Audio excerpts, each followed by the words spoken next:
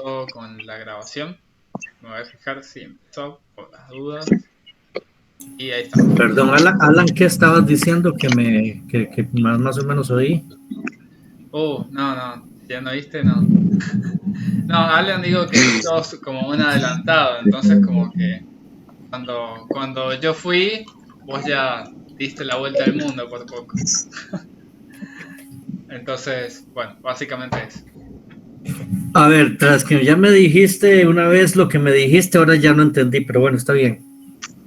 Bueno, una aclaración es un elogio, por las dudas, porque la otra vez le dije a Alan un elogio y él lo tomó como un insulto. Pero No, bueno, lo tomé como elogio, pero lo traduje en una forma simpática. A ver, acuérdate que Jesucristo o todos los grandes profetas han venido para ayudar y estar cerca de los pecadores y necesitados. ¿Ok? okay.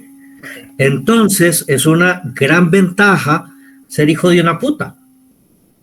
Bien. Bueno, por las dudas, aclaro, Ya bueno, estás en la un línea pequeño 1 paréntesis, de para que no acercamiento nos con Cristo. vayamos, un pequeño paréntesis y empiezo ya directamente. Le dije Sí. que hijo de puta, pero en Argentina al menos hijo de puta no es un insulto, o depende cómo se diga. Uno le puede decir hijo de puta a un gran amigo o le puede decir algo parecido a cuñado, que la otra vez lo hablamos con Lucas, a alguien que es muy amigo, eh, o, o puede ser como un insulto, ¿no? Pero generalmente incluso se usa como amigo. Bueno, era ese comentario en una de las reuniones anteriores. Alan, para quienes están conectados por primera vez, Alan es una de las personas que más participa y que ha estado en creo que todos los encuentros del libro anterior. Sergio, bueno, si quieren hacer una pequeña presentación, Sergio, bueno, está trabajando en este momento. Sergio es de los miembros primigenios del grupo.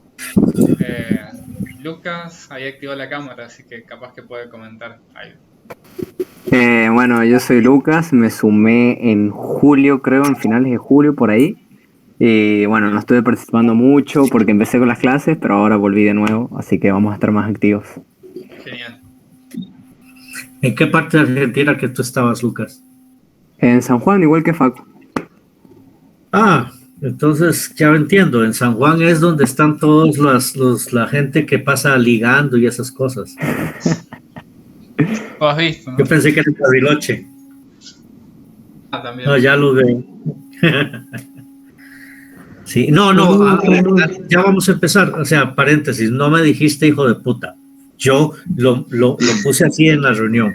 Ah, bueno. Yo normalmente ahora me ven vestido porque andaba en algo, pero como estoy desde la casa y ya me quise retirar de las cosas, es muy normal que a esta hora de la madrugada, que mi país es apenas mediodía, o sea, el sol no ha salido, pues yo ando en bata y en pijamas. Entonces Facu dijo, es que te pareces a alguien de la casa de las Playboy. Ah, eso, te dije que te parecías Eso era, al claro, nombre pero del no lo dijo Playboy. así, sino que, es que te pareces un chico Playboy, un chico de los que están en la casa Playboy. Entonces, claro, el hijo del que está en la casa de las Playboy, que ya murió el dueño, pues ese es el hijo de una de No, las no, putas. no, pero yo te decía el dueño, imagínate, el viejo ese que andaba con una bata, una pipa en el jacuzzi, algo Ah, así me imaginaba. Bueno, continuamos, igual, Fabricio. Fabricio, alrededor de ¿querés putas. presentarte? Bueno, Fabricio se salió. Eso, que Bueno, eso no es igual no es malo para mí. obligatorio. Y hay alguien, bueno, Gerardo, si querés hacer una breve presentación o alguna expectativa, algún comentario sobre el detrás del grupo y demás.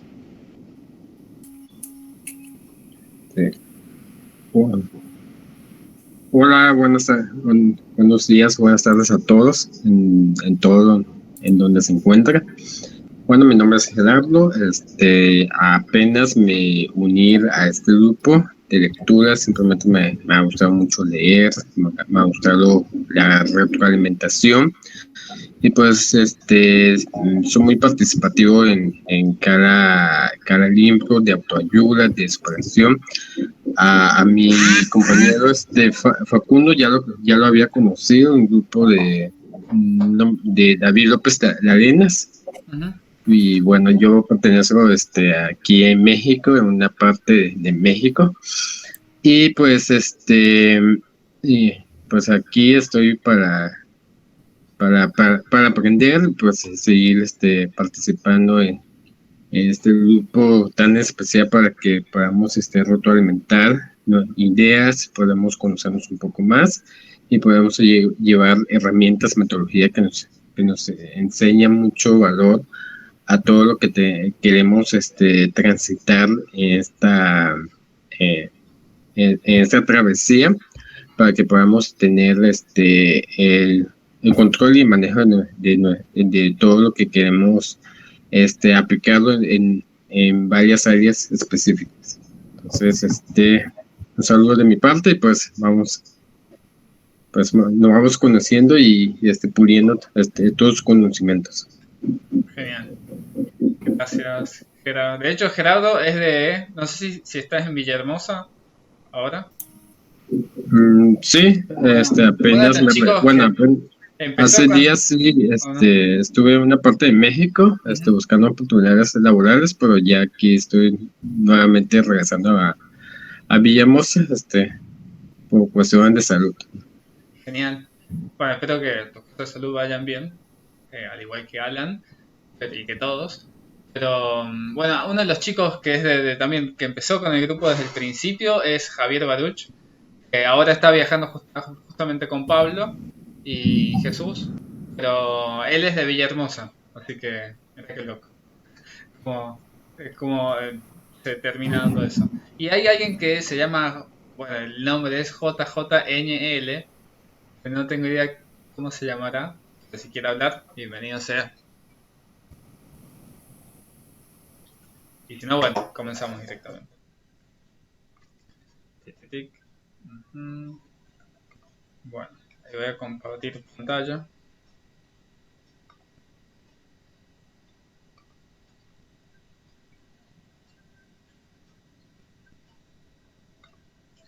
Bueno, ustedes me dicen si se ve el PDF, por favor. Ahí estoy mostrando. ¿Dice el prólogo? Sí, sí se ve. Genial. Sí. Bueno, en el prólogo no voy a andar tanto, pero está bueno como una breve síntesis de todo lo que es el libro. Yo aclaro que el libro lo tengo hace un tiempo, pero no lo he leído. Lo que he hecho antes es escuchar audiolibros y ver resúmenes, eso sí. Pero sí, creo que no hay como leer el libro y esto es una buena excusa. Y de hecho hay varias cosas que voy a dejar marcadas por ahí que los considero muy a propósito para esto de por qué leer el libro nunca es lo mismo que el resumen del libro o lo que sea, que obviamente ayuda y suma, pero no es lo mismo. Bien, primero hay al prólogo que lo hace, no me acuerdo cómo se llama, lo hace Tom Morell, hace un breve prólogo de 2 páginas, donde va mostrando,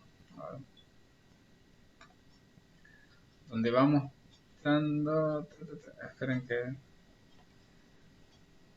bueno, donde va mostrando eso, la síntesis de los hábitos. Que me llegó una solicitud y no me sale acá. Ay, a ver. Bien. Bueno, no sé, sino que vuelvo a enviar la solicitud. Había una chica, creo que había enviado algo. Bien. Tic, tic, tic. A ver. Bueno, ahí voy. Entonces, el primero muestra en una tabla la síntesis de lo que serían los 7 hábitos, la descripción de los hábitos y el resultado del hábito. Y el primero que habla, pero no me quiero adelantar porque eso lo vamos a ver próximamente justamente en la siguiente reunión, es el de la proactividad, que lo toma como el hábito basal de todos los demás, porque si no existe este hábito, los demás no pueden existir. Pero previo a los hábitos, en esta introducción del libro, lo que va a hacer es justamente establecer las bases que tiene que ver, de hecho, justo y que hubiera sido como a propósito. El libro anterior sí fue a propósito elegido. El libro anterior a este fue en cambio y lo elegimos a propósito porque previo estuvimos leyendo Psicología del Éxito. Entonces, en Psicología del Éxito, sobre todo la tercera parte del libro, que es la última, habla mucho sobre la mente subconsciente y sobre cómo reprogramar la mente y sobre cómo podemos actuar para seguir modelando nuestra mente. Entonces elegimos el libro en cambio, donde iba a profundizar bastante más en eso y de hecho vimos que profundizaba y tenía lo que entre comillas le criticamos porque es un libro muy bueno, Psicología del Éxito. De hecho, uno de los chicos votó para que lo volvamos a leer y yo creo que en algún momento sí lo volvería a leer De hecho, fue lo que dijimos cuando tuvimos la última reunión. Es un libro que está bueno para volver a leer otra vez porque está bastante bueno. Pero sí hay algo que tiene, es que es muy práctico, pero no tiene ejercicios prácticos. O sea, tiene un lenguaje muy ameno, pero no tanto. En cambio, justamente con En Cambio, vimos muchos ejercicios prácticos, meditaciones, dinámicas, ejercicios para hacer en cuadernos, en actividades y demás, que uno lo puede llevar justamente con conocimientos científicos a la práctica. Y eso fue algo que gustó bastante el libro anterior. En este libro, y consecuente con lo último que salía en el anterior, va a hacer mucho énfasis, sobre todo en lo que tocaba para esta semana, en los valores y principios. Fue lo que justamente hablamos, si se acuerdan, quienes estuvieron Lucas, Sergio y Alan, estuvieron, me acuerdo al menos, estuvieron en la reunión anterior, cuando hablamos bastante de los valores y los principios. Aquí hace mucho énfasis en eso. Entonces hace una síntesis de los 7 hábitos, la descripción y los resultados que va a ir obteniendo. Seguramente en esto nos explayaremos bastante más en las próximas reuniones. El primer hábito es la proactividad, donde habla de la descripción de la responsabilidad. Y el resultado va a ser la libertad. Luego, el siguiente hábito, el segundo, es empezar con el fin en la mente. Habla del liderazgo personal. Y el resultado es el sentido a la vida. El tercer hábito es establecer primero lo primero, que habla del hábito de la administración personal. Y los resultados son priorizar lo importante versus lo urgente. Los 3 primeros hábitos hablan de la conquista interna de uno mismo. Los siguientes 3 hábitos hablan de la conquista hacia el afuera. Entonces, el cuarto hábito va a ser pensar en ganar, ganar, donde habla del hábito del beneficio mutuo y el resultado es el bien común y la equidad. El quinto hábito es procurar primero comprender y después ser comprendido, cuya descripción es justamente el hábito de la comunicación efectiva y el resultado es el respeto y la convivencia. El sexto hábito es sinergizar, que es lo que básicamente le da el nombre a este grupo de lectura. Ahora justamente el hábito de la interdependencia y el resultado son los logros y la innovación. El séptimo hábito, bueno, estos son los 3 hábitos, la conquista con los demás. Y el séptimo hábito es el que le corona como tipo frutilla el postre, habla de afilar la sierra. Bueno, todos los hábitos tienen mucho para hablar, que ya lo iremos viendo. En este hábito vamos a hablar de la mejora continua y vamos a hacer un balance y una renovación. Entonces, bueno, va haciendo una síntesis de lo que son los hábitos. Bueno, esta es mi estructura, yo se la comparto, pero bueno, cada quien tiene su estructura, ¿no? Para estudiar o para leer. En mi caso, yo, por ejemplo, utilizo marcadores a mano. Hago como lo que hacía básicamente cuando lo hacía con libros de papel. Marcador amarillo pongo que las cosas genéricas, o sea, las cosas no genéricas, pero lo que me parece importante. En esto me parecieron muchas cosas. Eh, lo que pongo como naranja es porque lo que sigue es como que viene de esto. Por ejemplo, acá dice, una organización constituida por personas que practican los 7 hábitos para las siguientes características. Y menciona las características de esto. Entonces lo que sería como definiciones de esto, lo pongo con naranja. Y con colorado puse frases que me parece que están buenas para marcar y para comentar en la sesión de lectura. Por ejemplo, esto, las personas con hábitos de efectividad son las piedras angulares para formar organizaciones altamente efectivas. Más adelante, sobre todo al final de este capítulo, va a hablar sobre la productividad y la capacidad de productividad y sobre cómo cada persona y cada individuo es el que compone y el que genera el hábito, en conjunto generan el clima organizacional. Bueno, en agradecimiento yo no lo salteo. Yo no me salteo ni el prólogo ni los agradecimientos, porque posta, hay mucha gente que se lo saltea, yo antes lo hacía, pero tiene muchas cosas que son interesantes por ahí. Y sobre todo, y a veces como pasaba, como justamente hablaba ayer con Lucas, que tiene que ver con esto de ¿cómo se llamaba? Recableando, algo así era, ¿no? Como lo que hace al final el autor, En Cambio, Stanislao, hace una síntesis de todo el libro y me parece muy, muy, muy buena síntesis. Aclaro, por las dudas estoy haciendo el resumen, pero en cualquier momento pueden abrir micrófonos y bueno, y hacer algún comentario que sea referido al área del libro que estamos viendo. Bien. En agradecimientos primero habla, bueno, está esta frase marcada, La interdependencia es un valor superior a la independencia. Esta frase la va a explayar bastante más adelante. Y esto, que para mí es justamente lo que les decía, que da el nombre al grupo, producto sinérgico de muchas mentes. Que también los comentamos a veces cuando estamos con el libro de Napoleón Hill, cuando habla de creo que le dice Grégora o mente inconsciente.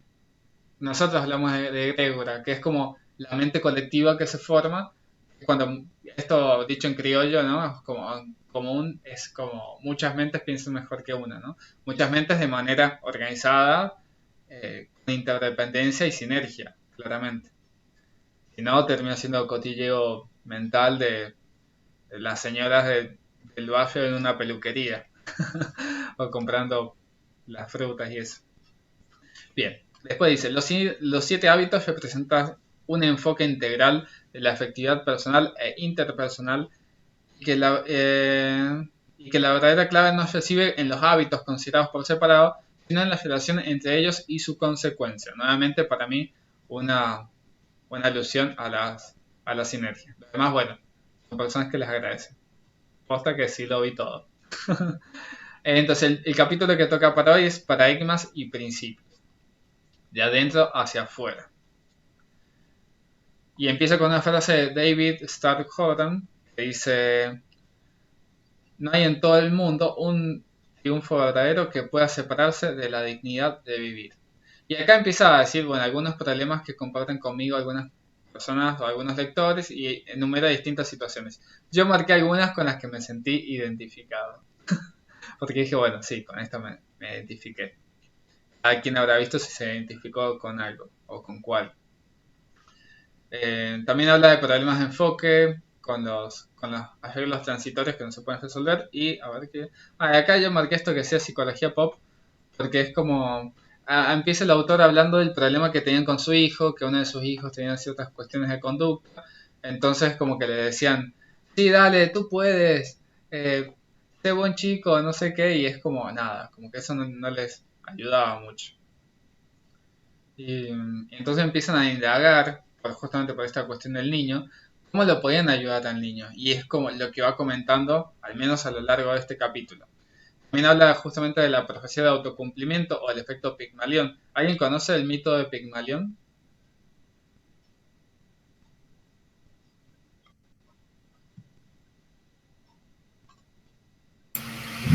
No, ¿cuál es? Bueno, te los digo muy sintéticamente, pero después puedo pasar un video. Hay un canal de YouTube que me encanta, que se llama Mira la historia o algo así. Cuenta mitos con tipo cómics de manera muy sintética y bastante completa. Básicamente Pigmalión era un escultor, bueno, no voy a decir si era en Creta o dónde, no me acuerdo, pero bueno, era en la antigua Grecia. Entonces, él es como que era como muy jodido básicamente con las chicas, les gustaba, como siempre les encontraba un defecto. Entonces como, nada, la que no era narigona, era culona, era muy flaca, era muy gorda, siempre tenían algo, ¿no? Entonces como que se cansó y como él era escultor, lo que hizo es que dijo, bueno, ya fue. Claro que estoy haciendo una super síntesis y puede que me esté omitiendo algunos detalles. Pero bueno, básicamente él hace una escultura y es una escultura tan buena, es una escultura de una mujer que se enamora de esa escultura. Y es como que la ve y nada, y la besa y la abraza y se acuesta con ella y toda la cuestión, ¿no? Es como que se enamoró de tan linda escultura. Entonces, él le pide a la diosa Venus, a la diosa Afrodita, que le hace como una ofrenda. Capaz que me estoy omitiendo algo, pero bueno, le hace toda una ofrenda. Entonces la diosa, para encontrar el amor y que sea como la estatua, una cuestión así. Entonces, pero él amaba tanto la estatua que la diosa se conmueve y a esa estatua que le dio tanto amor, le termina dando vida. Y bueno, y se termina convirtiendo en una mujer de carne y hueso y terminan siendo muy felices y toda la cuestión, ¿no? Hay una versión que no termina tan bien, pero lo dejemos hasta ahí. A lo que voy, el efecto Pigmalión es que le da tanto amor a su creación o a lo que él piensa que ese amor termina creando eso. De hecho, hay un chico en San Juan que es muy conocido, Pablo Montemurro, que tiene es un emprendimiento, ¿no? El efecto Pigmalión, y él ayuda a niños, entonces como creo que bueno, justamente les cuenta cuentos y les narra historia y demás para que con su mente vayan creando la vida que quieren tener, una cosa así. Bien, entonces, básicamente, y si vamos al Kybalión, que ese creo que puede ser un libro también para postulado para lectura, pero el primer principio del Kybalión, y lo hemos nombrado desde la primer sesión de lectura. Creo que Sergio se acaba de desconectar, o no me acuerdo si Sergio estaba en esa sesión, pero fue un libro que ya comentamos desde nuestra primera sesión de lectura ya hace casi un año. El primer principio es el principio del mentalismo. Entonces, si dice básicamente que todo surge desde la mente, apoyando el efecto Pigmalión. Facu, perdón. Ah, se salió la pantalla. Como que claro, se ve como negro, no sé si se oye yo nomás o qué. Sí, no, acabo de ver eso. A ver, ahí dejo de compartir. Voy a...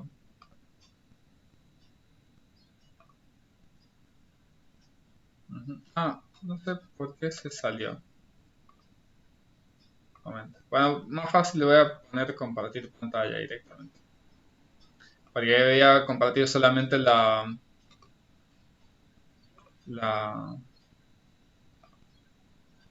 ventana.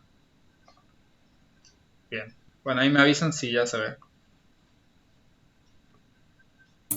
Sí, Facu, ya se Sí, ve. ahora sí. Bueno, básicamente entonces lo que dice, debemos examinar el cristal de lente a través del cual vemos el mundo que vemos, y ese cristal da forma a nuestra interpretación del mundo. Y acá puse una anotación que dice, no me acuerdo si es que yo lo hacía la comparativa con el Mago de Oz o con lo que... Ah, sí, como la ciudad esmeralda del Mago de Oz. ¿Qué han leído el Mago de Oz? Él estaba en una de sus cuestiones mágicas, no le voy a spoilear, pero tenía como ciertos trucos para que su magia tuviera resultado. Uno de esos es que él vivía en una ciudad que era toda esmeralda. Y la única condición es que cuando la gente quisiera entrar a esa ciudad, que está toda amurallada y demás, tenía que colocarse unos lentes. Y no se podía sacar los lentes jamás cuando estaban en esa ciudad. Y esos lentes justamente eran unos lentes de color verde. Entonces todo lo que veías con esos lentes parecía de esmeralda. Es por un efecto visual. En realidad el Mago de Oz, bueno, no sé, ya con esto spoileo un poco el final. Pero básicamente el Mago de Oz no era en sí un mago, sino era más como alguien que aplicaba principios físicos. Entonces decía como, bueno, si la gente le pone unos lentes que son de color verde, va a creer que todo es esmeralda. Y la gente lo creía, efectivamente. Entonces esto es lo mismo que hemos visto en el libro En Cambio. ¿Recuerdan cuando decía Stanislao que justamente de acuerdo a la percepción que tenemos es la realidad que vamos percibiendo y cómo es el mundo que tenemos que está en esto, básicamente? Y luego empieza a hacer una discriminación, digamos, de cómo ha ido evolucionando los libros de desarrollo personal, se puede decir un poco, desde cómo venían desde los últimos 150 años. Este libro fue publicado en 1988-89, por ahí aproximadamente. Creo que en el 88. Entonces empieza a decir cómo los primeros libros hablan más de la ética del carácter. No sé si se nota, pero este está con un color más naranja. Bueno, y este es amarillo. Bueno, esta primero habla de la ética del carácter como cimiento del éxito. Entonces habla justamente de lo que hablamos en la semana pasada. De cómo la integridad, la humildad, o sea, los valores. Integridad, humildad, fidelidad, mesura, justicia, paciencia, esfuerzo, simplicidad. Básicamente la regla de oro. Y sobre cómo antes los libros o el desarrollo personal estaba más basado en eso. Después la Primera Guerra Mundial se fue inclinando y luego la Segunda con el impulso del consumismo y demás, pero no vamos a entrar tanto en historia, se ahonda más todavía en aspectos superficiales de la personalidad. Entonces sobre básicamente técnicas de relaciones humanas o de AMP, que es actitud mental positiva, y que terminan cayendo muchas veces en cuestiones de manipulación o cuestiones de personalidad y cuestiones que terminan siendo superficiales y que por ahí se obtiene un cambio, pero que no es un cambio como rotundo y duradero. Entonces, Facu, ¿qué? ¿podrás tal vez, por favor, poner la primera página que pusiste al puro inicio? ¿La primera? Sí. Sí, sí. A ver. La tuya, la que hayas hecho tú. Tu esquema. No, es que no hice un esquema. Lo que hice fue como esto, ¿decís? Esta es la primera. No, no, esa es la primera del libro, la que habías puesto con, casi podría decir yo, el step by step. No, esto capaz, pero no, no lo hice yo. Lo que hice fue... No, era una especie como de Excel. No, no, es que no hice un Excel. Ojalá, pero no. Era un cuadro. Tal vez La este actividad será, yo ¿no? creo que es este, sí, ok. Sí, ahora ya lo vi, es que no lo leía bien. Bueno, tal vez sería positivo iniciar primero con la percepción que cada quien tiene del éxito y la gerencialidad y saber realmente si podemos entender cada quien que los hábitos son hábitos para nosotros o los entendemos como diferentes a un hábito, ¿ok? Ujú. Sí, por eso ese era Otra como... vez se te fue la pantalla. Ay, no me digas. Momento. Creo que... Tienes un montón de cosas abiertas posiblemente. Bueno, esto lo hago para... Ahí está. Sí, es que por eso, esa definición viene casi un poquito más adelante. Esto es como un resumen general, pero cada una de estas líneas, o la idea es que cada una de estas líneas la vayamos explayando y profundizando bastante más en cada uno de los siguientes séptimos encuentros que estimo y espero que sigan adelante. O sea, pero esto va a ser para la semana que viene, esto para la otra y esto para la siguiente. Está muy buena esa. Te lo digo porque independientemente de la lectura, lo más importante es ver cuál es la percepción que cada quien tiene sobre el concepto propio del éxito en la gerencialidad de las cosas. Sí, totalmente. Y porque si uno no tiene, si no tenemos un consenso, o sería mejor dicho, mucho más eficiente, creo yo, tener un consenso sobre el concepto general para poder visualizarlo. ¿Por qué? Porque yo los observo a ustedes y una buena parte de ustedes tienen una mente muy ingenieril. Y como se dice en inglés, son the books. Y se van al campo cuadrado. Y el éxito de algo no necesariamente es un paso a paso.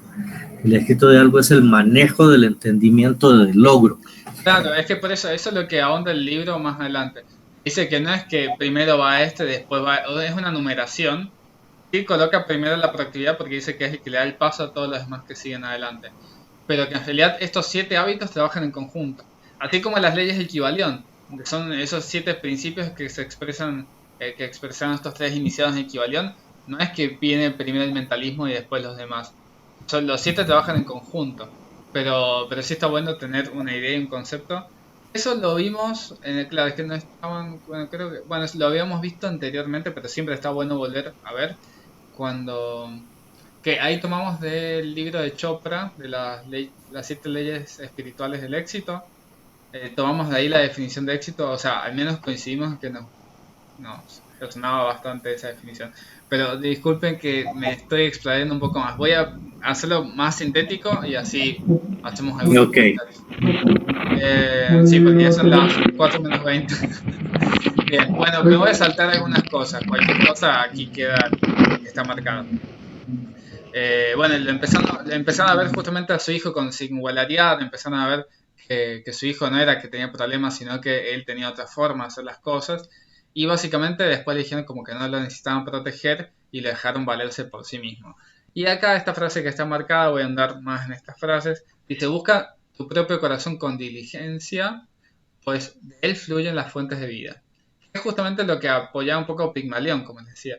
Pigmalión, que desde su corazón talló esa escultura, y esa escultura que él talló le dio vida, pero por tanto amor que le dio. Lo estoy diciendo un poco más edulcorado. Pero bueno, habla también de grandeza primaria y grandeza secundaria. Donde justamente, bueno, me voy a andar en esta frase que para mí es genial, esta pregunta. Dice, ¿alguna vez has considerado el lector lo ridículo que sería tratar de improvisar en una explotación agrícola? Por ejemplo, olvidarse de sembrar en primavera, haraganear el verano y darse prisa en otoño para recoger la cosecha. El campo es un sistema natural. Siempre se cosecha lo que se siembra, no hay ningún atajo. Y en esto se viene atajos desde cuestiones espirituales hasta cuestiones de la vida misma. Que es como... Bueno, no voy a andar tanto en comentarios. Pero básicamente hay cuestiones que no tienen atajos. O sea, estamos acostumbrados que antes, bueno, creo que hay muchos chicos que son más jóvenes, pero antes había que ver una película, había que ir a un videoclub, alquilar, o esperar que en la televisión la pasaran, o si querés escuchar algún tipo de música, ir y comprar el disco, el cassette o lo que sea, o pedir ese tema por el programa de radio y que no te pasara una publicidad. Y hoy en día es como si querés ver películas, te sentás y tenés Netflix, o lo ves desde tu teléfono, o querés escuchar música, tenés Spotify, YouTube, o lo que sea, y es como mucho más fácil. Si siquiera un faraón de la antigüedad que quisiera escuchar un concierto, podía levantarse a las 3 de la mañana y escuchar el concierto que quería así de fácil como lo tenemos nosotros hoy en día. Pero sí hay cuestiones que siguen siendo naturales y que tienen sus tiempos. Y esto, a pesar de que este libro fue escrito antes de la era de la explosión de lo digital y el internet, ya venía como previendo esto, así que me gustó bastante. Bien. Dice, y esta frase que está buena, es como, me gritas tan fuerte en los oídos que no puedo oír lo que dices. Esto lo dije a Emerson. Y lo otro que dejé marcado acá dice, en las manos de todo individuo está depositado un maravilloso poder para el bien o el mal, la silenciosa, inconsciente, invisible e influyente de su vida. Esta es simplemente la emanación constante de lo que el hombre en realidad no de lo que finge ser, de lo que en realidad no es lo que finge ser. Y ya que está, me voy a seguir adelantando un poco más. Básicamente más adelante dice que hay cosas que uno puede fingir que sabe. Por ejemplo, puedo fingir que sé jugar al tenis o fingir que sé tocar el piano. Y total, como nadie me ve tocar el piano, no lo van a saber. Hay cosas... que hay cosas como esas que no se pueden fingir, quiero decir. Entonces, con eso es como... Si yo digo que sé tocar el piano y me ponen un piano, no se van a dar cuenta que no sé. Esto lo dice un poco más adelante. Hay cosas que sí puedo fingir en un primer momento. Por ejemplo, tener determinados principios, determinados valores, y después con el tiempo sí o sí la careta se termina cayendo. O sea, le digo sintéticamente y con mis palabras. El poder del paradigma habla... Facu, Sí. regrésate a lo de... al tema, al subtema anterior, Sí, acá por está. favor. ¿Esto? O como dice, No, arriba, devuélvete un poco más. ¿Esta frase? como dice Mario Luna. Más. Sí, espera, ¿Sergio No lo está diciendo escuchas. Mario Luna? ¿O... Sí, que dice Mario Luna que todo cae bajo su propio peso. espera, Sí, justo todo se te cae por cortó. su propio peso, pero otra vez se te fue la pantalla ahí alocada, Facu. Sí, a ver, ¿a dónde? ¿Hasta acá? ¿Grandeza primaria y secundaria? Grandeza, ok. Sería como interesante, no sé, escuchar, porque se va a ver después y se ve también en el concepto de la gerencialidad cuando se establece a nivel académico. ¿Qué percibió cada quien, haya o no haya leído esa parte? ¿Qué percibe cada quien, empezando por la grandeza como tal? Porque creemos muchas veces que la grandeza es el sobresalir. O creemos que la grandeza es tener el poder de mando. Y también pensamos en que la grandeza es estar satisfechos con nosotros mismos. A mi criterio, y basado casualmente en el trabajo de las condiciones que se dan en la vida y cómo es el desarrollo de una personalidad eficiente,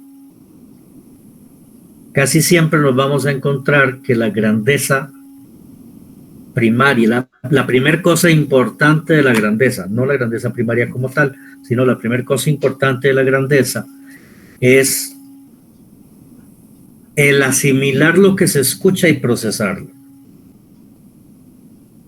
y posterior a eso es hablar de manera específica o concreta. Que conste que estoy hablando de gerencialidad. Sí, totalmente. Es que de Sin hecho, embargo, más muchas adelante, veces... por eso más adelante lo dice, pero disculpe que me he demorado un poco más de lo que pensaba en el resumen.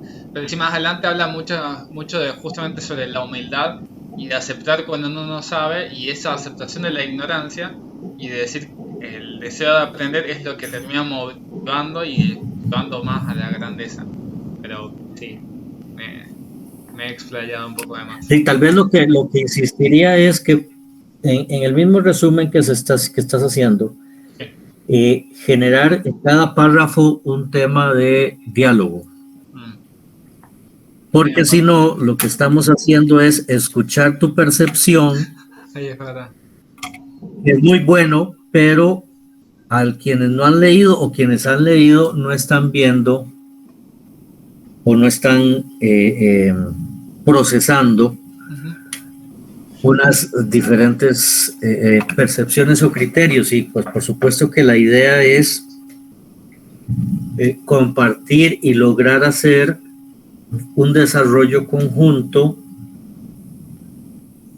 de como meta de la grandeza individual. Entonces, pues yo repito mi invitación a ver qué se te parece poder ir por cada subtema dentro del resumen, porque si no tendríamos que volver otra vez al principio para ver, y lo que haríamos la mayoría es decir copy-paste de lo que dijiste, repetirlo y decir si está bien. Sí, Y me parece realmente bien. pueden... De hecho, o tal vez a Dios resumen más como hacía Jesús, que Jesús no... Bueno, voy a ver si cambio el tipo de resumen para la próxima reunión. Y también acepto comentarios, además del de Alan, para ver eso, la interacción. Sí aclaré varias veces, y eso creo que sí lo hice, bueno, sí lo hice, que en cualquier momento, así como Alan abre el micrófono, quien quiera puede abrir el micrófono y comentar al respecto de lo que de las frases marcadas. Eso sí, no hay ninguna restricción al respecto. Así que Voy a ser un poco más gerencial, es que los argentinos hablan mucho y como tú hablas mucho y hablas rápido, nadie tiene la ocasión de pensar en interrumpir. ay, Entonces, pero si vos hay que sos un hacer esfuerzo. caribeño, que tampoco sos tan calladito, pero vos sos Porque, bastante participativo también, ¿no? Así que está bueno. Pues, bueno, Mario Luna en Psicología del Éxito habla de Brian Tracy, Ujú, que tiene ese, pues, como curso de Psychology of Achievement, sí. o sea, como la psicología enfocada a los logros y todo eso, ¿no? Mm, pues estaba viendo, pues, a Brian Tracy, bueno, que tiene libros de ventas y eso. Y tal vez pues, por ahí el comentario de Alan respecto a el liderazgo a nivel gerencial, ¿no? Ujú. Gracias. No, sí, totalmente. Y de hecho está muy bueno ese comentario porque además están las cintas que Mario hace unos años decía que no se conseguían y justo hace unos meses o hace no tanto tiempo alguien las subió en YouTube. Estuve escuchándolas la otra vez porque todavía no las terminé. Si lo buscan, como dijo Sergio, Brian Tracy, Psicología del Éxito, está en español las cintas.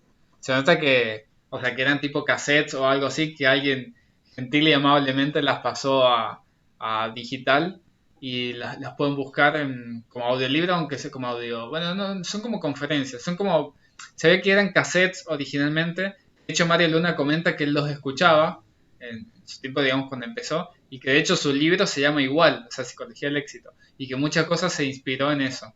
Así que sí, es sumamente recomendable. Bueno, a mí al menos me parece recomendable, así como Sergio lo dice, a mí me gustó bastante, aunque no lo he terminado. Claro. Son varias, tampoco es tanto, pero, pero no es como para escucharlas así nomás. Las escuché la otra vez mientras estaba haciendo la limpieza. Y bien, bueno, nada, le meto a esto, así.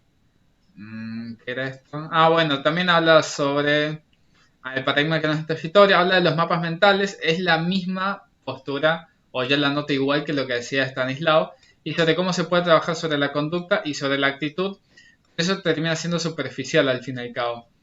es como el ejemplo que da en Los secretos de la mente millonaria, o yo lo tomo así, cuando quieren cambiar el resultado, por ejemplo, de una hoja que está mal impresa y la quiere cambiar sobre la misma hoja. En realidad lo que hay que ir es a la computadora y cambiar desde ahí para que después se pueda imprimir mejor.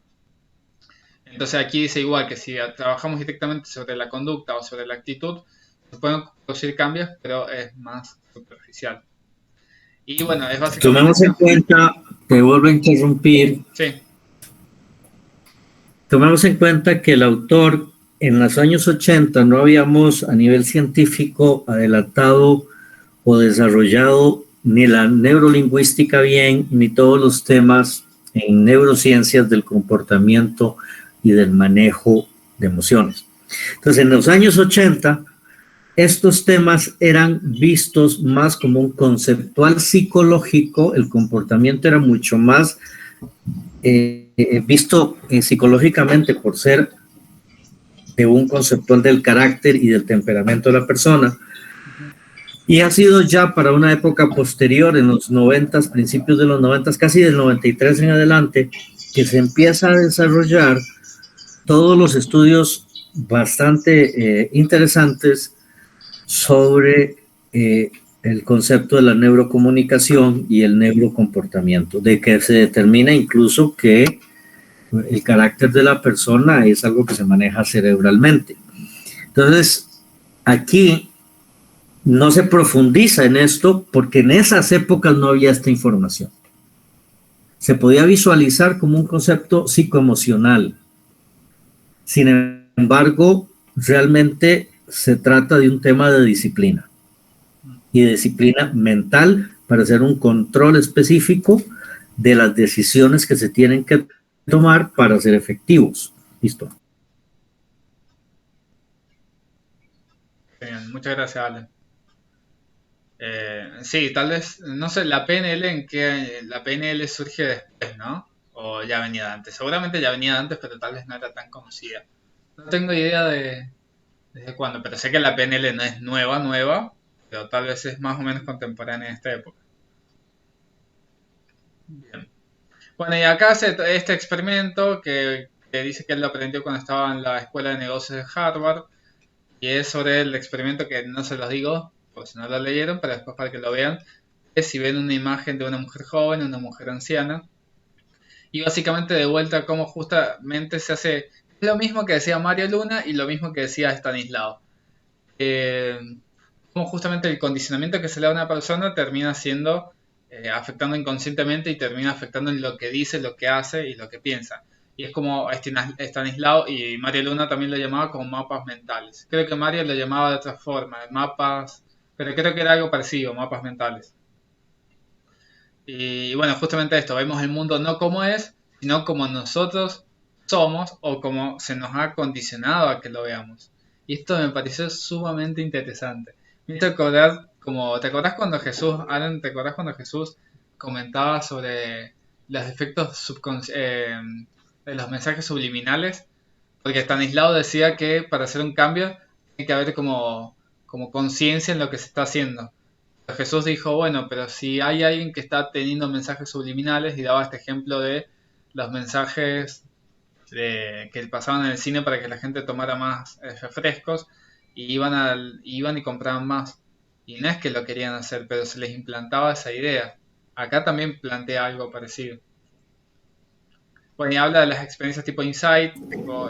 Conste que lo está planteando parecido, pero no en el sentido de que se le ponga a la gente este tipo de invasión de control mental, Claro, sino de que uno mismo se tiene que vender la idea y decir uno mismo conscientemente yo voy a obligar a mi subconsciente que se repita esto permanentemente, aun cuando estoy dormido. A la forma tal, En este caso sí lo habla así, porque dice que al principio, bueno, me estoy saltando eso, pero dice que al principio a un grupo de personas se les dice algo durante 10 segundos y a otro grupo se les dice otra cosa. Y después lo que se les dijo al principio y lo que se les mostró, pero sin que ellos supieran que le iban a influir, le terminaron influyendo. Pero bueno, eso se lo dejo para que cada quien vea. Facu, una pregunta, a mi percepción quisiera saber o entender el concepto de paradigma como un ejemplo o en la vida real, o cómo lo interpretamos en este hábito de la... No sé si me explico, ¿no? Bueno, lo que quiero saber es que nos da a entender un paradigma o cómo lo plasmamos en la vida cotidiana. Bueno, seguramente cualquier otra persona la puede profundizar un poco más. Yo solamente lo que voy a decir es que yo lo tomo como un paraguas. Este como la forma del paraguas que tiene como una cosa así y se va abriendo. Bueno, en el libro no lo explica de su manera, pero yo lo tomo así como algo de lo que se habla en distintos pensamientos.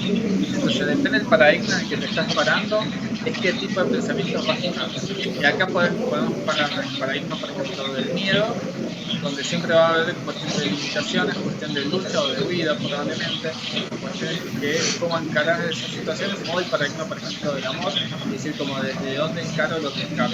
Básicamente, para mí en la vida práctica es cómo reaccionás ante una situación.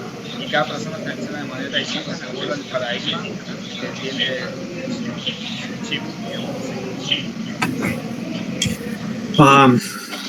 Me gusta mucho esta pregunta, Gerardo, porque les voy a contar que, a ver, la vida está llena de paradigmas porque la vida está llena de situaciones diferentes que nos dan ejemplo y que nos dan un poco de adiestramiento. También me tocó trabajar en una empresa que se llamaba Paradigma Construcción. ¿Por qué se llamaba Paradigma Construcción? Porque era un desarrollador inmobiliario que fue el primero en construir casas en el árbol, pero no casitas de madera, sino casas como estas que salen en internet, como la que tiene Vladimir Putin, concretos, fortalezas, que eran como aquellas casas de una fábula llamada Los Supersónicos, algo así. Entonces, por supuesto, rompía toda la normativa común. Y el paradigma es que hay algo que muestra que puede hacerse diferente o que muestra que se desarrolla una idea inicial diferente al concepto de los demás. Me toca después, no, antes de eso me tocó llevar un doctorado en educación, que era el doctorado del paradigma, y era sobre los nuevos paradigmas en la pedagogía. Este doctorado fue en pedagogía del paradigma. Nos mostraba cómo se pueden generar para el mismo efecto y la misma meta, que era la pedagogía, sistemas totalmente no conocidos, novedosos, nuevos, locos, diferentes. La gente ha pensado que el paradigma es algo que rompa la estructura. Realmente un paradigma no te va a romper una estructura, lo puede generar, pero no es la meta del paradigma. La meta del paradigma es darnos una muestra de cómo puedes hacer algo que se establece un poco más potencializado. En la vida real, un paradigma ha sido, se los contaba yo, por ejemplo, en una de las reuniones anteriores, que a mí me tocó dar clases a alumnos adultos de maestría. Yo era más joven que todos, entonces se imaginan lo que era que me vieran la cara y decían todo, que ese mocoso y un montón de cosas. Bueno. Y siempre fui un profesor bastante loco, bastante estricto, para no decir un profesor hijo de puta. Entonces tomaba a estos alumnos un viernes a las 10, 11 de la noche, me los llevaba a un parque donde había una cancha de básquetbol, una gran plaza, y ahí estaban jugando gentes que venían de mafias, que querían no estar en la mafia, pero venían de esto, y por supuesto ahí los veías, y los veías las armas y cuchillos y todo. Yo era el único que te podía estar abrigado y con corbata, los demás tenían que ir con una camisa corta y les hacía la vida imposible. Esa maestría era una maestría de mercadeo e imagen humana, como decirte cómo desarrollar un perfil político a un candidato o un perfil de una empresa de prensa o de una noticia. Y ellos se quejaron en la rectoría porque yo hacía esto y que tenía que ver eso con la maestría. Al final se les demostró que sí, porque genera la capacidad de observación para entender cómo vamos a informar que delincuentes y criminales tratan de salir a través de un partido de básquetbol a la hora criminal, que es las 11, 12 de la noche. Y eso se convirtió en el periodismo humanista. El paradigma simplemente no rompió el dar una noticia, dio la motivación, Gerardo, de darnos una alternativa creativa, una alternativa de desarrollar la fuerza de nuestro cerebro, de nuestro conocimiento y poder tener un menú más amplio en los procesos de la vida. Un paradigma puede ser como hacen en Cuba, que me encanta. En Cuba, debido a la pobreza en que han estado durante tantos años, la mayoría de gente tiene como plato típico el arroz con plátano, le llaman ellos. El arroz con plátano es un arroz blanco caliente con una banana o un banano crudo. Se corta en rodajitas y se revuelve. La gente te va a decir como una fruta con el arroz. Bueno, en Barcelona se come arroz con cereza, pero con banano, y resulta que es uno de los platos más exquisitos que hay. ¿Dónde es este paradigma? ¿Y qué rompió el paradigma culinario ahí? Que se acomodó la situación socioeconómica para mantener las panzas llenas, pero con nutrición. Y entonces se establecieron tablas nutricionales, por supuesto, por universidades que no fueron las de Cuba, que Fidel no quería en ese momento. Pero en los ejemplos de vida y el concepto de un paradigma es la bandera, el ejemplo, la acción que tomas de desarrollar una idea sobre un tema específico, una acción específica, permitiéndote crearlo un poco diferente. Un ingeniero puede crear un motor y de pronto tenemos un motor de plasma. Un médico puede estar, bueno, a mí me acaba de pasar, me acaban de operar la columna, que iba a ser una operación muy compleja, y se trajeron un bisturí robótico, en lugar de, no sé, 10 horas o no sé cuánto que iba a suceder, me operaron en 3 horas y el mismo día ya estaba comiendo y al día siguiente ya estaba en casa. Hicieron una neurocirugía totalmente diferente a lo que se acostumbraba, adaptándose, estudiando y logrando romper el hito normal para una mejoría. No sé si más o menos te di unos ejemplos adecuados, Gerardo.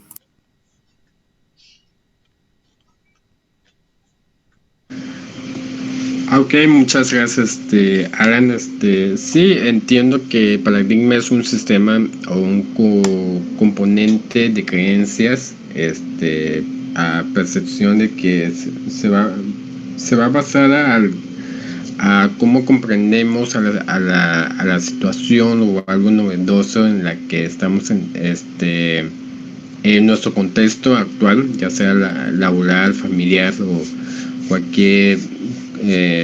cualquier situación en la que estamos viviendo, y esto va basado en algo que decía que paradigma pues no se tiene que romper, simplemente son patrones de estructuras, y hace que simplemente tenemos que ser constante en nuestras afirmaciones, en lo que sabemos, y como estos ejemplos que muestras, que simplemente es algo nuevo que sale de nuestra percepción, pero simplemente, sin embargo, vamos interpretando de otra manera, ¿no? Es decir, que un par de aguas, como nos mencionas aquí nuestro compañero Facundo, de que simplemente es como la parte de la realidad y la parte de lo que percibimos o que creemos que es conveniente para nosotros, pero simplemente es algo que le vemos sentido a lo que realmente está dentro de nuestro contexto, ¿no? Ahí Sergio comentó, es un concepto latino y no vi lo otro. Traditio. ¿A qué es?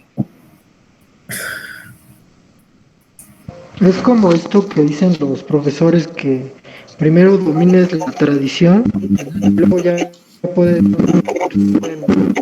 Espera, Sergio, se corta un poco. No sé si tienes el micrófono como tapado o algo así. Ahí ya me escuchan mejor. Un poco. Todo no. Por ahí. Básicamente, bueno, Ay, no sé si a ustedes les pasa también. Que se escucha medio. Sí, a mí también. Sí, se me pasa. Oh, Se escucha así Traditio como... es un concepto teórico sobre tradición. Es lo que estaba diciendo Sergio. a ver. Bueno, sí, después paso por el grupo, hay un video que lo pueden buscar en YouTube que se llama Cambio de Paradigma. Es chistoso, digamos así. Dura como 1 minuto y medio más o menos. Y salen como tipo un grupo de cavernícolas. Bien, dice básicamente dominar la tradición primero. Sí. Claro, justo en este video muestran como de manera chistosa esto, digamos así. Un cavernícola que le muestra como si fuera una presentación de negocios a otro grupo de cavernícolas una rueda que es justamente con forma de disco. Y dice, no, bueno, y le empiezan a decir, no, ¿cómo en forma de disco? Si las ruedas tienen que ser cuadradas, porque la veo muy femenina, la veo muy no sé qué, es como obviamente muy patriarcal, es como toda una tradición muy establecida. Y a pesar de que en realidad el cambio estaba mejor, como justamente comentaba Alan en otros encuentros, está este miedo y este terror al cambio, aunque lo que venga puede ser mejor. Entonces, en ese video como muestran de alguna forma un poco cómica eso. Y lo otro que después se los paso, este era el otro libro propuesto, ¿se acuerdan? Y justo en las primeras páginas está habla del paradigma. No sé si se lee ahí. Si alguien quiere leer, ya que está lo que dice o no llega a ver. O si no, se los digo yo ya. Bueno, espera. Lo anclo, capaz que se ve más grande. Ahí se ve. Ahí sí, pero ahí está, ahí se lee bien.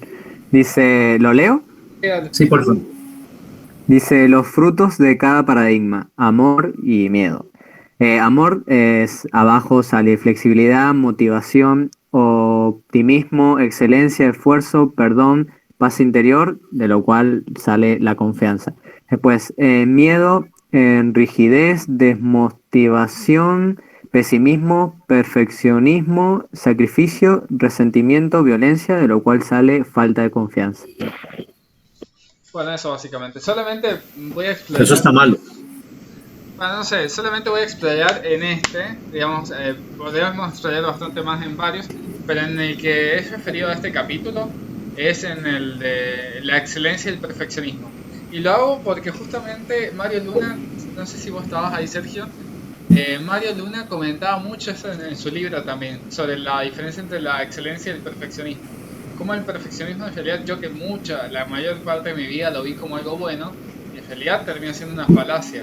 Porque la perfección en sí no existe, pero sí existe y sí podemos apuntar a la excelencia, que es ir mejorando en este proceso de Kaizen y ser cada vez mejor o una mejor versión de nosotros mismos, pero no así como una cuestión perfecta, porque tenía produciendo frustración y bueno, y desmotivación y un montón de otras cosas que no están como muy cool, digamos así. Bueno, eso. Se nos fue un poco la hora, pero bueno, voy a hacer solamente algunas cuestiones. Solamente leo algunos títulos y ya. ¿Me pueden decir si se está viendo el PDF? Aumenta el tamaño porque apenas si se ve. No, por eso, pero ¿sí se ve o no? Sí sale, pero muy Genial. chiquito. Después habla sobre ver y ser, sobre... Ay, ¿qué era esto? Ah, bueno, acá esto le hago referencia, después si quieren les escribo por el chat. Carlos Kazuga tiene unas conferencias que para mí están buenas y también les paso unas imágenes, es de otro libro, pero que me parecen referidas sobre el ser antes del tener. O sea, esa coherencia entre el ser, el hacer y el tener, y no como el que muchas veces se vende justamente como combate, digamos, en este libro, esa cuestión superficial del primero tengo y después soy, sino que habla más del primero soy y después tengo. Entonces justamente habla de principios. Y bueno, esta historia está bastante buena sobre el barco, el barco del acorazado que se va dirigiendo hacia un faro. Después se los recomiendo porque sí está muy buena. Y justamente habla sobre justamente como los principios son faros y es eso inamovible. Y hay principios, por ejemplo, de rectitud, de integridad, de honestidad, la dignidad humana. Y aclara que los principios no son prácticas y los principios no son valores. Porque pueden haber valores, pero hay distintos tipos de valores. Esto sí lo considero de una forma un poco distinta. Pero sí habla como los principios, como esas directrices de la conducta humana, demostrar tener un valor duradero en el tiempo, que son fundamentales, indestructibles y que evidentemente son evidentes por sí mismos. O sea, podemos ver que una persona es honesta por sus acciones, no porque dice yo soy honesto, dicho en forma sintética. Y habla sobre justamente cómo estos principios van yendo y ayudando en el cambio. Luego, bueno, es que estamos repasados, pero si no... Hay una parte o un tema, o una cosa, digámoslo así, muy interesante. Los principios, y está muy claro en el texto, los principios son conductas humanas. Y las conductas humanas las vamos a tener por genética social, por genética familiar, y las vamos a tener por el desarrollo del medio ambiente donde estemos. Uh-huh. De manera que,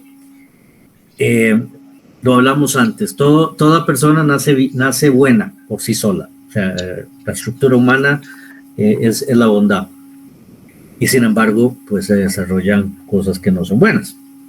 Claro, igual esa es una postura, porque está la postura de... se me fue el nombre. Hay dos posturas distintas. Una es la que decís vos, que el hombre es bueno por naturaleza, pero después se va corrompiendo. Y está la otra, pero ¿cómo se me va a ir? Yo lo estudié tanto eso.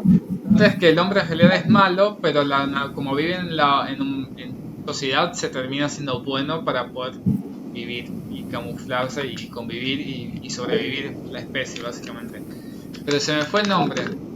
Era Jakes, no sé qué cosa, son franceses creo, ¿no? Esto del pensamiento de la época de la Ilustración. ¿Te acordás cuáles son? Bueno, es que lo que pasa es que la época de la Ilustración, acordémonos que eso era además toda una revancha contra la Biblia, ¿no? Sí. Así que hay un tema a discutir. El tema, por supuesto, de que se es bueno y malo es porque si se es bueno es porque sabemos que hay maldad. Pero ese no es el tema es la conducta humana. Y en la conducta humana tenemos que comprender que depende de nuestro entorno original, vamos a tener una conducta determinada, y para saber si tenemos o no que cambiar esto o lo que sea, o modificarlo, para llegar a un éxito, para tener cambio de personalidad específica hacia la efectividad, tenemos que entender ese origen. Y esto es muy importante porque hablamos casualmente de conducta humana. Y la conducta humana no hay nada escrito prácticamente. Entonces yo puedo decir, yo le digo a unas personas que hay una diferencia. Eso era Jean-Jacques Rousseau. Era el que dice, ahí lo acabo de buscar, que el hombre es bueno por naturaleza, pero en la sociedad se corrompe. Y el otro, que no es Rousseau, no me acuerdo cuál era el que decía lo opuesto. Pero sí, es tal como decís. Pero bueno, yendo un poco más a esto, dice, la gente quiere sustancia y quiere evolución, quiere algo más que parches, que acá le da con una piña a esto, ¿no? Como por la psicología pop. La gente de algo más que aspirinas, parches, quiere resolver sus problemas crónicos subyacentes y centrarse en principios que producen resultados a largo plazo. Bueno, y antes de esto ha estado justamente diciendo, advierte el lector cuán poderosas las influencias y los paradigmas de la ética de la personalidad sobre el modo en que vemos y resolvemos nuestros problemas. ¿Se dan cuenta o no que muchas personas están desilusionando con las promesas vacías de la ética de la personalidad? Mientras viajaba por el país, trabajaba con empresas, descubrí que los ejecutivos piensan a largo plazo, están perdiendo el interés en la psicología de la excitación pasajera y oradores motivacionales que lo que realmente hacen es contar historias entretenidas mezcladas con trivialidades. Esto lo sentí como una piña, así como diciendo, ¡pum! Tengan, para varios. De hecho, ya he estado en un montón de conferencias así, tipo motivacionales. El momento es como, oh, sí, saliste, comés el mundo, y a las 2 horas ya es como, seguís igual, ¿no? No tiene la culpa, obviamente, el conferencista, sino es lo que uno hace para llevar a la práctica. Pero como viene a onda de aquí, el cambio es desde adentro hacia afuera. Bueno, hay mucho para hablar de esto, pero básicamente me voy a quedar solamente con esto, que el cambio es de adentro hacia afuera y onda bastante en esto. No debemos dejar de explorar, porque al final de nuestra exploración llegaremos a nuestro punto de partida y conoceremos el lugar por primera vez. Y acá yo hago la aclaración esta, que bueno, a mí me resonó mucho con todo este fragmento de conócete a ti mismo. Y bueno, para ir a que... Sí, bueno. Bueno, básicamente habla sobre el principio de siembra y cosecha, sobre definir justamente el conocimiento, la capacidad y el deseo, y que si se definen los tres en conjunto y están alineados, es cuando se termina construyendo el hábito, entendiendo por qué y hacemos lo que hacemos, querer hacer lo que estamos haciendo y cómo vamos a hacer lo que estamos haciendo. Son los tres componentes. Si no están los tres componentes, como si fuera una mesita de 3 patas, no se puede construir ni sostener un hábito. Y acá habla justamente del progreso. Me gustó esto como este texto para complementar lo que es el progreso, el cambio progresivo. Dice que muchas veces justamente puede ser costoso, pero que es parte del crecimiento. Entonces, bueno, acá hay un fragmento que me pareció ad hoc. Dice, el progreso no es simplemente el adelanto material o el incremento en la riqueza, sino que es una idea compleja que queremos realizar.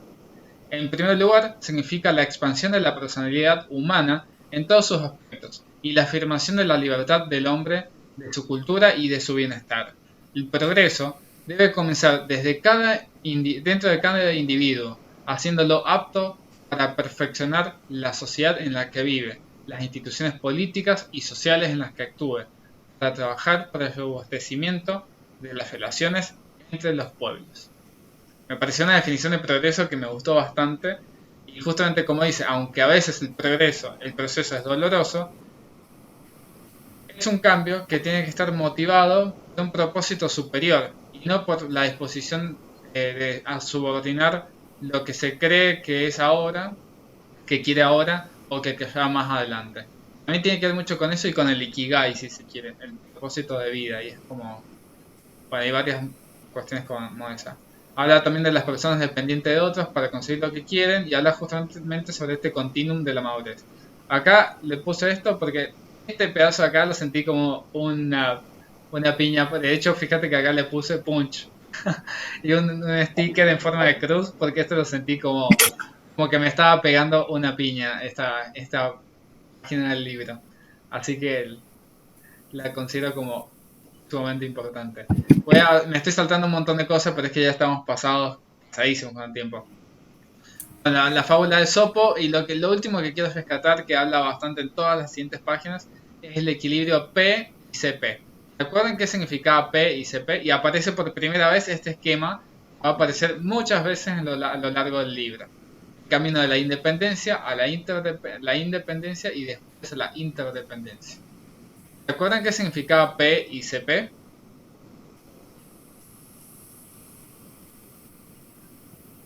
Bueno, la fábula de Sopa, la fábula de la gallina de los huevos de oro.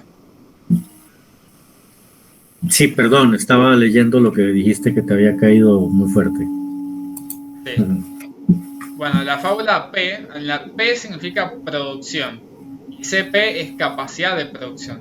Entonces hace este cociente entre la producción y la capacidad de producción. Y esto lo aplica en la fábula de Sopa, el mito de Sopa, ¿no? Sobre la gallina y los huevos de oro. Y habla sobre 3 tipos de bienes. Igual que Mario Luna, ¿viste? Que Mario Luna también habla de 3 formas. Y es muy parecido en el libro de Psicología del Éxito. ¿Te acordás, Sergio, cuáles eran las 3 áreas de poder que definía Mario Luna?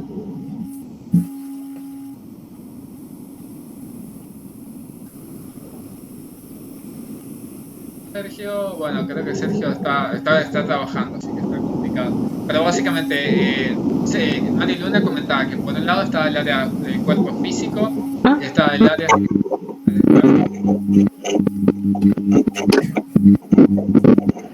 Es que no se escucha, pero si no, bueno, sintéticamente era eso, el cuerpo físico, el área económica, y el área del tiempo y la gestión humana. Entonces, me pareció bastante referido con eso.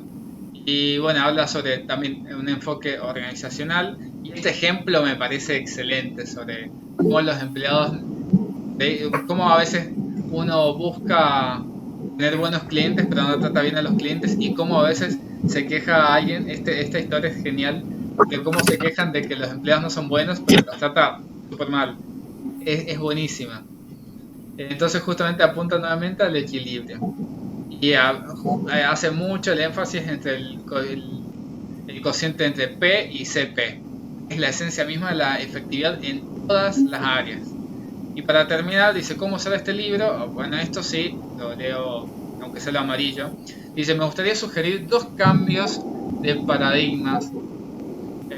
Dos cambios de paradigma se acrecentarán en la medida de valor que se reciba este material. En primer lugar, recomendaría que no se vea este material como un libro en el que se haya para leerlo una sola vez y guardar en la biblioteca.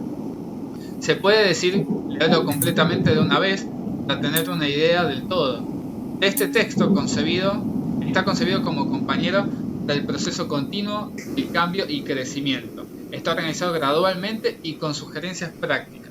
En segundo término, sugeriría al lector cambiarse de paradigma de su propio compromiso con este material, pasando del rol del discípulo al de maestro.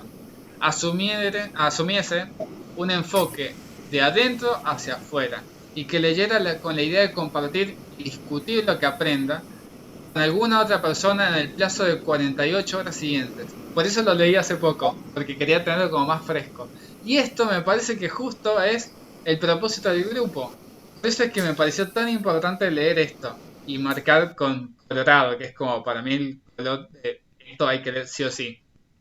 ¿Qué es el propósito justamente de esto? De que podamos leer, discutir y que llevemos a la práctica. Si no, termina siendo una paja mental básicamente, que lo leí porque me gustó y después quedó ahí. Ojo, es una autocrítica para mí mismo, la cantidad de veces que he hecho eso. Después dice, puedo asegurar si Facu, hay algo importante cuando dices autocrítica. Sí. Yo creo que no es una autocrítica, es simplemente una aceptación lo que se hace. Bueno, sí. Entonces es una Y es normal.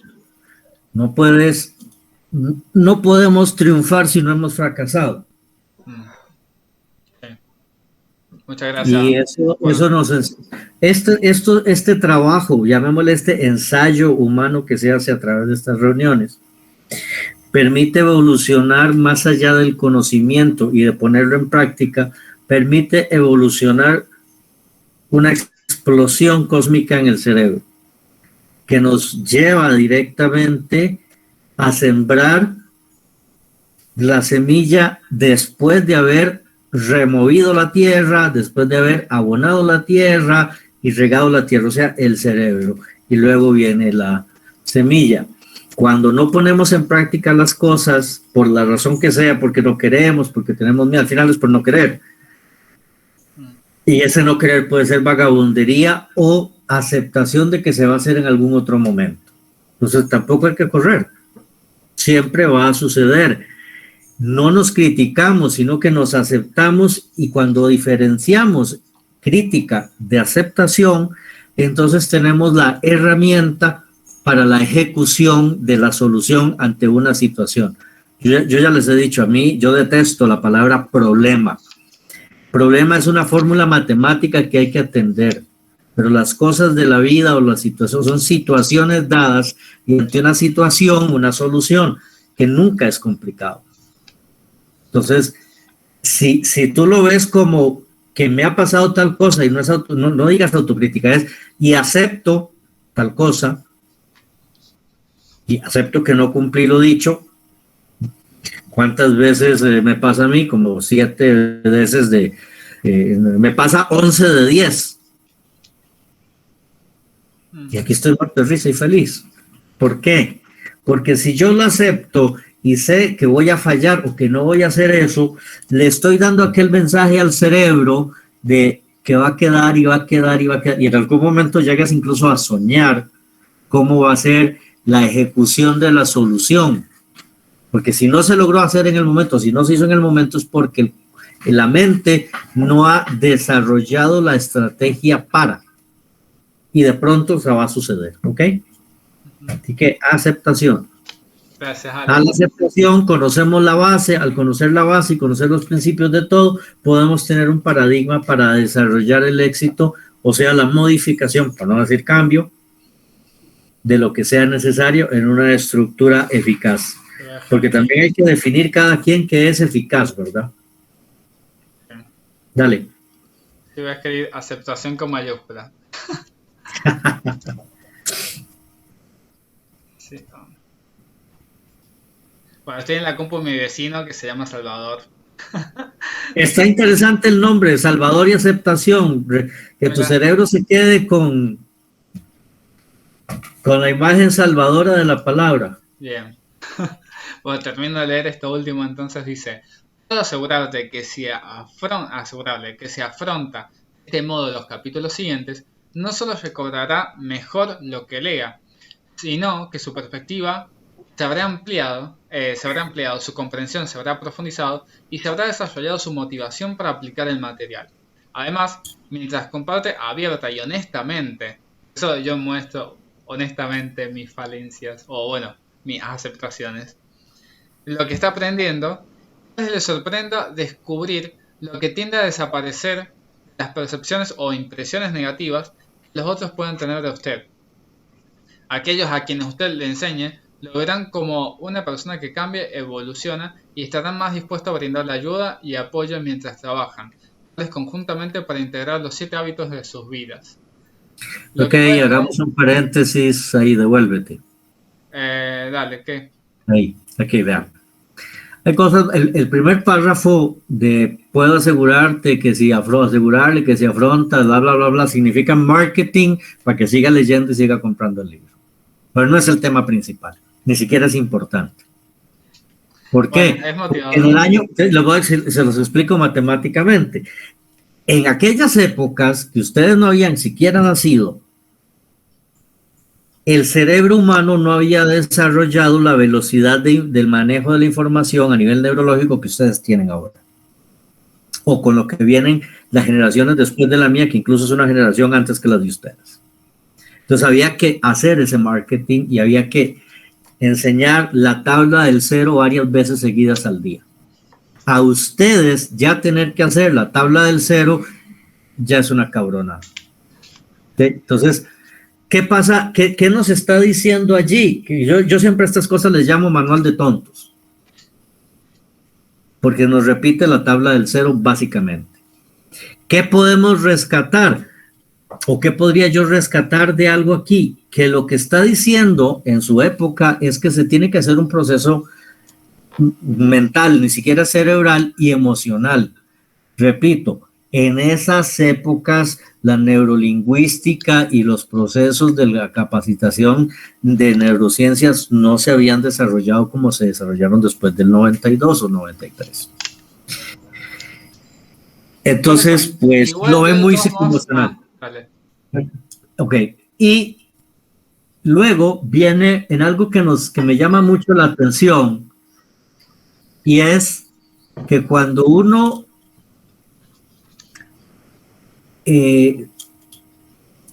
hace las cosas con libertad, la libertad es transparencia en la honestidad. Hay diferencia entre honestidad y honradez y honor. Para mí una persona honesta es quien me diga yo soy un asesino y mato personas, punto. Ya está.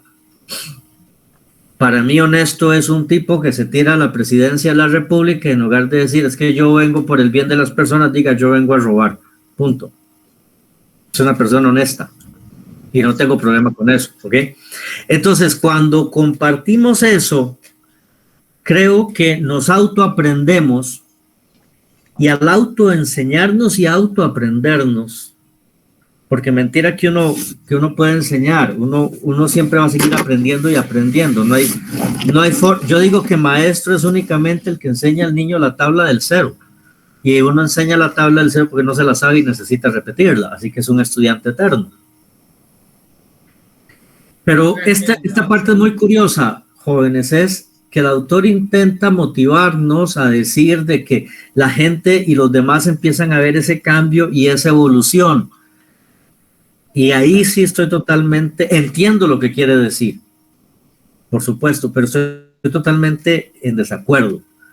Porque a mí no me importa en esta altura del siglo XXI, con el manejo de las situaciones, del control neurológico de las emociones y hasta de la medicación para esto, a mí no me interesa que los demás me vean y me aplaudan. Me interesa verme con paz frente al espejo.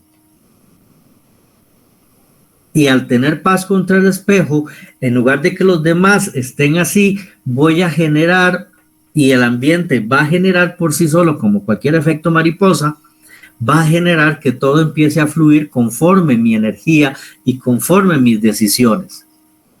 Entonces la gente va a atender y a ir coordinando tu capacidad gerencial y efectiva, no porque estén aplaudiendo un cambio, sino porque se están viviendo y se están metiendo en el tren de esa situación que se está llevando. El hábito que se va a generar allí de la disciplina es, o dentro de lo que hay, es no buscar el aplauso, ni buscar la aceptación, sino ayudar a que los otros cambien hacia una efectividad o una eficiencia. Por eso es que me hace mucha gracia. Porque realmente es puro, pues esta parte yo la comprendo, pues necesitas X páginas para que la empresa editora en aquellas épocas imprima y la gente necesitaba este tipo de cositas, pero tenemos que hacer hincapié en las cosas que son más importantes.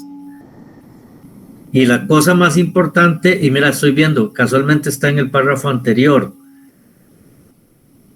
el contenido está fresco en su mente y toma nota de las diferencias en su proceso mental y emocional. Period. Punto. Eso, bueno, se le pueden hacer muchas críticas, si se quiere está bueno coincidir y no coincidir con el autor. De todos modos, al menos en mi punto de vista personal, a mí sí me gusta que me digan la tabla del cero varias veces. Pero por una cuestión de, justamente como dice por ahí este autor y Mario Luna y demás, es esa tipo de actitud de principiante. Yo, por ejemplo, me ha pasado, esto ya lo comenté creo que con Psicología del Éxito, cuando yo he ido a aprender natación, al instructor he dicho, me dice, ¿qué sabes? Y yo le digo, no sé nada. Me explique desde cero. Y cuando me explican desde cero, yo noto que la forma que me explica, por ejemplo, una técnica, como si yo no supiera nada, me la explica una forma en la que yo puedo aprender otra cosa.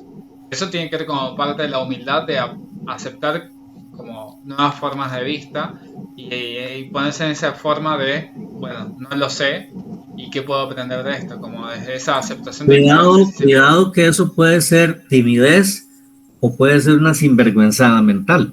No. Una sola vez hubo alguien que, no sé, estábamos me acuerdo, en una caminata en una montaña, lo voy a comentar sintéticamente. Y hubo un chico que hablaba de, creo que era de meditación, no me acuerdo, algo de colores, no me acuerdo bien de qué era el tema. Yo le pregunté todo como si yo no supiera nada, yo sabía bastante. De hecho, después, cuando hablamos un poco más del tema, que vino otro chico y dice, pero si Facundo vos sabes esto y esto. Y me dio como que, fue la única vez que como que entre comillas se enojó, pero después no se enojó. Que justamente le expliqué eso, al principio se enojó un poco, o creyó como que le había estado tomando el pelo. Y dice, pero si vos ya sabes de estos temas, ¿por qué me preguntás? Y digo, porque hubieron cosas que vos me dijiste como esto y esto, que yo no lo sabía así. Y lo he aprendido gracias a que le pregunté como si no supiera nada. Y a ellos le dije otras cosas y compartimos conocimiento. Pero para mí es como, no es ni timidez ni sinvergüenzada, es, digamos, tomar esa humildad de querer aprender desde el punto de vista del otro. Humildad desde el punto de vista de la etimología misma de la palabra. Humildad viene de humus, que es la mierda que está en el piso, o sea, lo pisoteado por lo demás. En Latinoamérica en general tenemos como humildad, hay una persona humilde, es una persona pobrecita, una persona... No, yo entiendo la palabra tal cual es Bueno, por correctamente. eso, vos, Y te pero la insisto, mayoría de la no gente lo veo quiere como, terminar. no lo La veo, mayoría, no la lo, mayoría de la perdón, no lo gente, veo como no todos humildad, necesitan lo humildad. veo casualmente como un parte de un ego que se No, está desarrollando bueno, Facundo. si lo ves así es asunto tuyo. Yo no Es personalmente. porque, vamos, no creamos en la falsa humildad. A mí me gusta Por eso, pero mucho. quiero terminar de expresar el Ah, concepto bueno, de dale, humildad. después te pego. Entonces, el concepto de humildad, y ya para terminar, porque estamos contrapasados también, el Uy, concepto sí. de humildad es desde esto, etimológicamente no es como alguien pobrecito, alguien que se tira como flotando en el No. piso. Es lo que Entonces, está en la base. el concepto de humildad viene de eso, desde el humus, pero desde esa putrefacción que sí está en el piso, y sí es lo pisoteado, pero también es lo más fértil, porque lo que se siembra en la humildad crece frondosamente y tiene muchísimos recursos, y tiene esa capacidad de crecimiento. En cambio, si no tiene esa humildad, no va a crecer. Pero bueno, eso, digamos, la humildad se le atribuye también a las grandes personas, digamos así, si se puede decir de esta manera. Y quiero terminar de leer, bueno, esto lo quería leer todo, pero creo que no. Lo último, que dice, lo que se puede esperar, dice, nadie puede convencer a otro de que otro cambie, cada uno de nosotros custodia la puerta del cambio, que solo puede abrirse desde adentro. No podemos abrir la puerta de otro ni con argumentos ni apelaciones emocionales. Y básicamente habla como de un aspecto evolutivo y una revolución que surge desde el interior.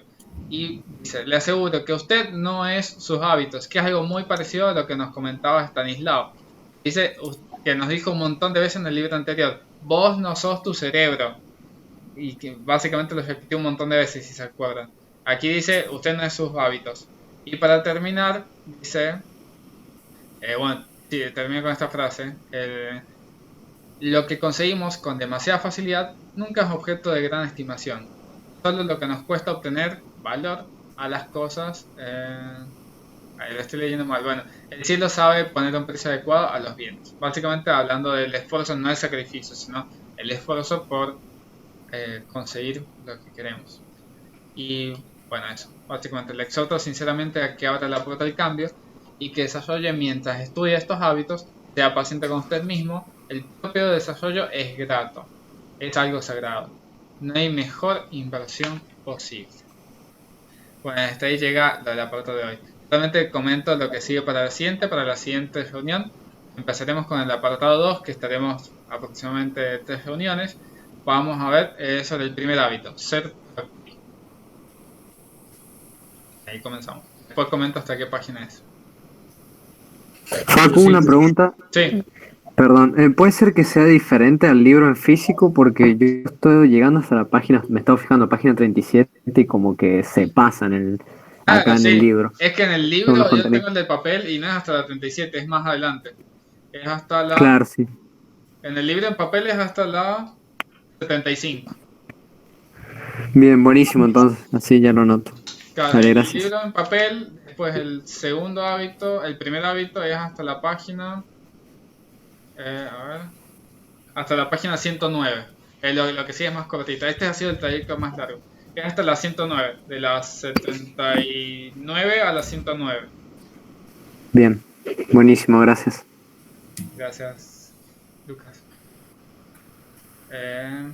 ¿Tienes algún comentario o algo así? Para la siguiente, creo que para nada más informarles, en caso de que yo pueda estar, eso depende de cuando hable con Jesús, porque le voy a decir unas cuantas palabrotas.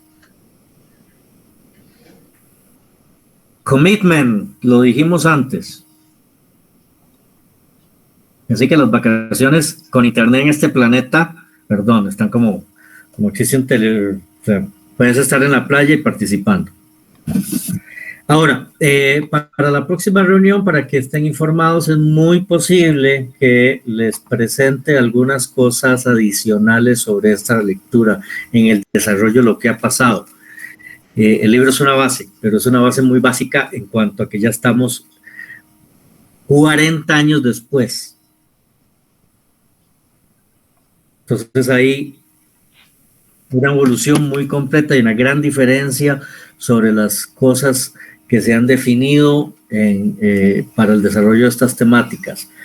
¿Por qué me gusta hacerlo? Porque los voy a hacer un brainstorm. Entonces estén listos a que me voy a divertir como me divertía con mis alumnos. Oh, qué miedo. Menos mal que aquí no nos va a llevar una cancha donde hay tiroteos, ¿viste? Cuidado porque puedo mandar un virus ahí a Argentina ahora que está todo tan fregado. No. No hago algo peor, algo que se devalúe más la moneda. No. Más todavía no, por favor. Bueno, muchas gracias. Eh, Vale, cualquier cosa en el PDF es hasta la página 57. De la 38 a la 57 sería.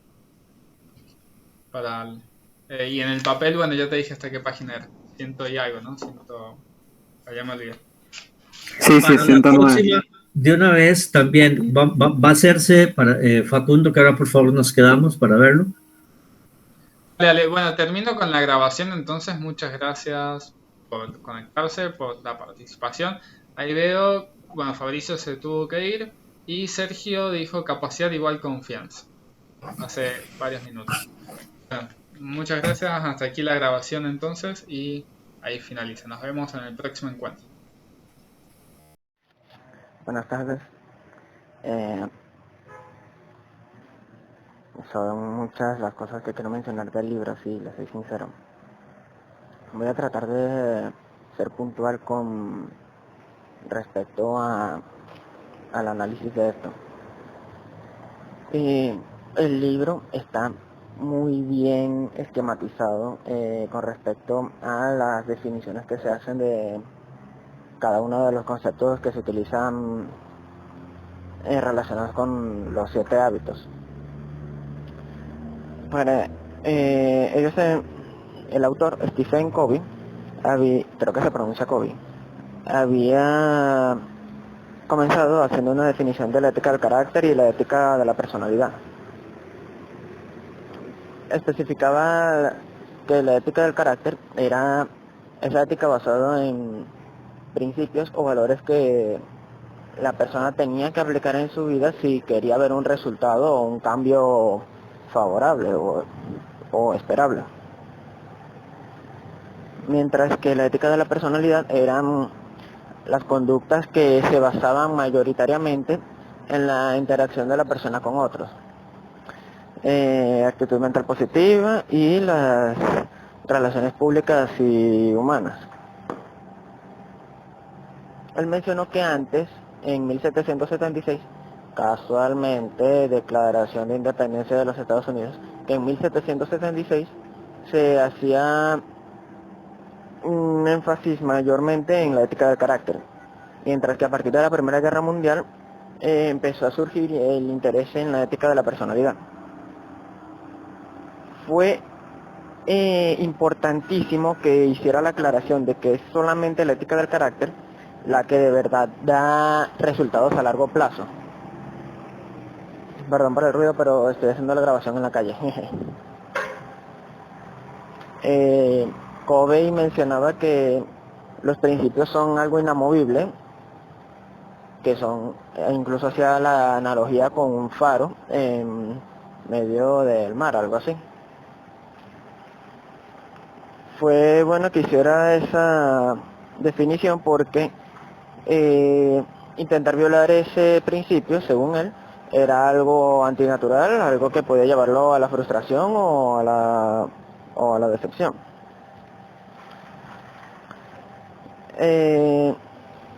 Otra cosa que me interesó del libro fue el asunto de cómo la persona hace los cambios con respecto al...